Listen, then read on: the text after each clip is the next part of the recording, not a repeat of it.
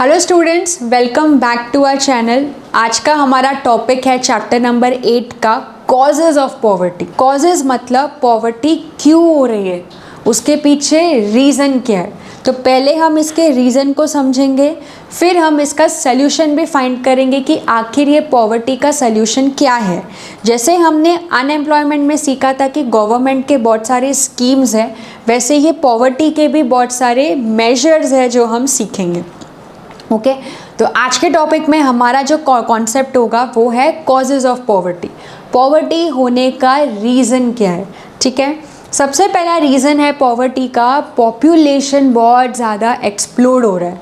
और इसके बारे में तो हमने ऑलरेडी हमारे पॉपुलेशन चैप्टर में तो पढ़ा ही था कि जब जिधर भी पॉपुलेशन बहुत ज़्यादा है और कंट्री उतनी ग्रो नहीं हो रही है तो ऑब्वियस ही बात है वहाँ पे तो गरीबी आपको मिलेगी ही। और इंडिया में तो सबसे ज़्यादा ये चीज़ का प्रॉब्लम है ही।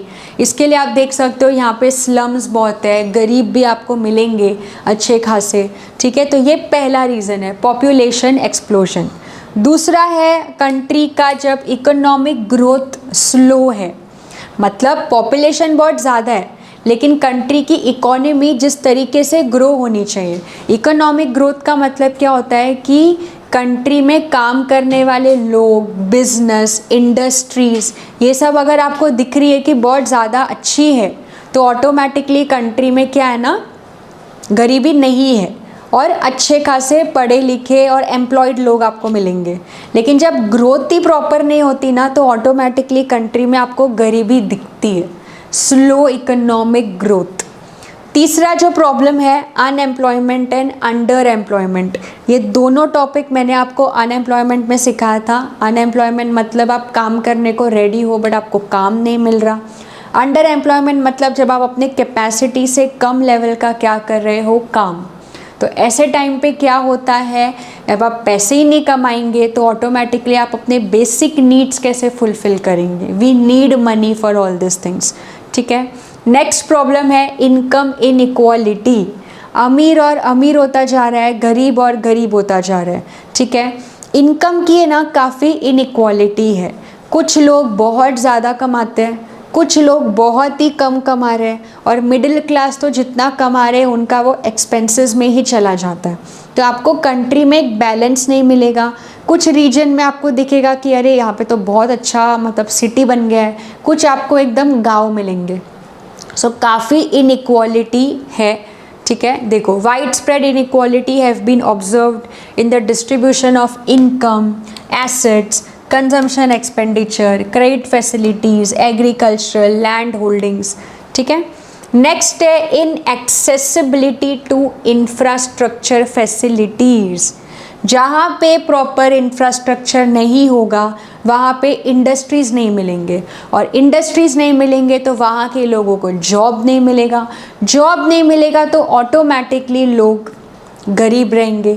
इंफ्रास्ट्रक्चर मतलब वहाँ पे प्रॉपर ट्रांसपोर्टेशन नहीं है, इलेक्ट्रिसिटी नहीं है, वाटर सप्लाई नहीं है, प्रॉपर रोड्स नहीं है। तो जब ये सारी चीज़ें, नेटवर्क कनेक्शन नहीं है, तो जब ये सारी चीज़ें नहीं है ना तो वो जगह एक्चुअली में बहुत पुअर प्लेस है। प्लेस ही पुअर है, वहाँ के लोग भी पुअर है ना, क्योंकि वहाँ पे ये सब डेवलपमेंट नहीं किया हुआ है, आप एक्सेस नहीं कर पाते ये सब चीज़ें। नेक्स्ट रीज़न है गरीब होने का इन्फ्लेशन, महंगाई बढ़ना। जैसे जैसे पॉपुलेशन बढ़ता है, ठीक है, लोगों की डिमांड बढ़ती है, लोगों के वांट बढ़ते हैं। तो जब डिमांड और वांट बढ़ते हैं ना तो ऑटोमेटिकली महंगाई आने लगती है, ठीक है। तो महंगाई होने के वजह से जो लोग पहले भी अफोर्ड नहीं कर पा रहे थे, अभी तो वो लोग अपने बेसिक फूड भी अफोर्ड नहीं कर पाएंगे क्योंकि चीज़ें क्या हो गई है, महंगी, और वो लोग उतना कमा नहीं रहे। तो जब उतने जितने लेवल से चीज़ें महंगे हो रही है और उतने लेवल से अगर वो लोग पैसे नहीं कमा रहे हैं तो ऑटोमेटिकली वो लोग क्या हो जाएंगे, वो लोग गरीब रह जाएंगे। इन्फ्लेशन का प्रॉब्लम, ठीक है। यहाँ पे आप देख सकते हो growing demand for food and its inefficient supply causes the prices to rise tremendously। और इन्फ्लेशन आता क्यों है, जब फूड की डिमांड बहुत है बट उतना हम सप्लाई नहीं कर पा रहे तो वो टाइम पे वो चीज़ की प्राइस क्या हो जाती है, बढ़ जाती है, ठीक है। आगे है रीजनल इम्बैलेंस। कुछ रीजन आपको बहुत ज़्यादा अच्छा डेवलप मिलेगा, कुछ रीजन आपको एकदम अंडर डेवलप मिलेगा। जो रीजन, जो स्टेट डेवलप है तो वहाँ पे अपॉर्चुनिटी भी ज़्यादा होगी, वहाँ के लोग पैसे भी अच्छा खासा कमाएंगे। लेकिन अगर कुछ रीजन में प्रॉपर फैसिलिटीज़ नहीं है, वहाँ पे काम की अपॉर्चुनिटी नहीं है, तो वो स्टेट आपको गरीब दिखेगा। तो यहाँ पे आप देख सकते हो रीजनल इम्बैलेंस है। State such as Orissa, Bihar, Madhya Pradesh, Chhattisgarh, Jharkhand, Sikkim, Arunachal Pradesh, Assam, ये सब स्टेट्स ऐसे हैं जिसमें अभी भी डेवलपमेंट की ज़रूरत है। ठीक है, अभी भी इसमें रीजनल इम्बैलेंस है।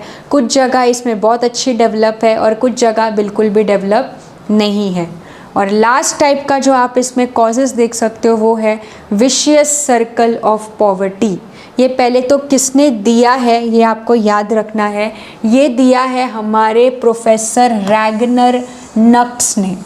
ये कॉन्सेप्ट को निकाला था कि पॉवर्टी है ना, ये पूरा एक सर्कल है। पॉवर्टी ऐसे ही नहीं आ जाती, गरीबी अपन बोलते ना, वो ऐसे ही नहीं आ जाती। ये पूरा एक सर्कल है जो स्टार्ट कैसे होता है। देखो, अगर कंट्री की इनकम कम है, कंट्री की इनकम ही अगर कम है मतलब लोग क्या कर रहे हैं, कम कमा रहे हैं। देखो, लो नेशनल इनकम, लो पर कैपिटा इनकम, मतलब एक पर्सन की इनकम क्या है, कम। अगर लोगों की इनकम कम है तो उनकी सेविंग्स भी कम होंगे। ये मैं थोड़ा सा और इसको ये कर देती हूँ। ये देखो, इनकम कम तो सेविंग्स भी कम, सेविंग्स कम तो वो लोग अपना कैपिटल फॉर्म नहीं कर पाएंगे। कैपिटल मतलब बिजनेस कुछ स्टार्ट नहीं कर सकते क्योंकि सेविंग्स के पैसों से आप बिजनेस करोगे। कैपिटल फॉर्म नहीं कर रहे तो इन्वेस्टमेंट नहीं होगा, इन्वेस्टमेंट कम होगा तो प्रोडक्शन कम होगा, प्रोडक्शन कम होगा तो एम्प्लॉयमेंट कहाँ से आएगा, और एम्प्लॉयमेंट नहीं आएगा मतलब कंट्री की नेशनल इनकम क्या हो गई, कम हो गई। मतलब देखा जाए तो घुमा फिरा के वापस से हम किस में आ गए, लो नेशनल इनकम में। तो हर चीज़ ना एक दूसरे से क्या है, रिलेटेड है। पॉवर्टी ऐसी ही नहीं आ जाती। पॉवर्टी का रीज़न है जब ये सारी चीज़ें लो है, जब ये सारी चीज़ों को आपको बढ़ाना पड़ेगा। ठीक है, और ये गवर्नमेंट ही कर सकता है। गवर्नमेंट अगर इंडस्ट्रीज़ बनाए तो इंडस्ट्री बनाने से क्या होगा, वहाँ पे एम्प्लॉयमेंट आएगा, एम्प्लॉयमेंट आएगा तो लोग पैसे कमाएंगे, लोग पैसे कमाएंगे तो कंट्री में पैसा आएगा। तो ये सारी चीज़ें क्या है ना, इंटरकनेक्टेड है। तो ये थे हमारे कुछ कॉजेज़ ऑफ पॉवर्टी। ठीक है, बाकी कुछ अदर फैक्टर्स भी है कि पॉवर्टी क्यों आता है, क्योंकि अगर उस जगह पे बार बार डिज़ास्टर आ रहा है, सुनामी आ रहा है, अर्थक्वेक आ रहा है, बार बार अगर कोई डिज़ास्टर आता है तो वो जगह प्रॉपर डेवलप ही नहीं हो पाती। पॉवर्टी होने का बाकी का रीज़न हो गया कास्ट, रिलीजियस, जेंडर डिस्क्रिमिनेशन, जहाँ पे कास्ट रिलीजन को लेके काफ़ी भेदभाव करते हैं, जेंडर डिस्क्रिमिनेशन करते हैं। ओके, फिर बाकी करप्शन अगर आपको दिख रहा है बहुत ज़्यादा है ना, और leakage in public distribution system, मतलब ration shops. Ration shops normally गरीबों के लिए बनाया जाता है लेकिन उस तरीके से उसमें सप्लाई नहीं हो पा रहा है। तो ये सब फैक्टर के वजह से भी आप देख सकते हो गरीबी होती है। तो ये थे हमारे कॉजेज़ ऑफ पॉवर्टी। एक बार वापस रिवाइज कर लेते हैं। तो ये देखो क्या क्या रीज़न होते हैं पॉवर्टी के। तो सबसे पहले रीज़न क्या है कि पॉपुलेशन बहुत एक्सप्लोड हो रहा है कंट्री में। ठीक है, दूसरा है इकोनॉमिक ग्रोथ काफ़ी स्लो है कंट्री का, unemployment and under employment, economic inequality, inaccessibility to infrastructure facility, inflation, regional imbalance, vicious circle of poverty जो दिया है प्रोफेसर रैगनर नक्स ने, और बाकी कुछ अदर फैक्टर्स। ठीक है, तो ये था हमारा रीज़न ऑफ पॉवर्टी कि ये सब रीज़न के वजह से कंट्री में क्या हो रहा है, पॉवर्टी हो रहा है। ओके, सो आई होप आज का ये कॉन्सेप्ट आपको समझा होगा। नेक्स्ट लेक्चर में हम इसके सल्यूशन पढ़ेंगे। ओके, और एक्सरसाइज सॉल्व करेंगे। Thank you so much.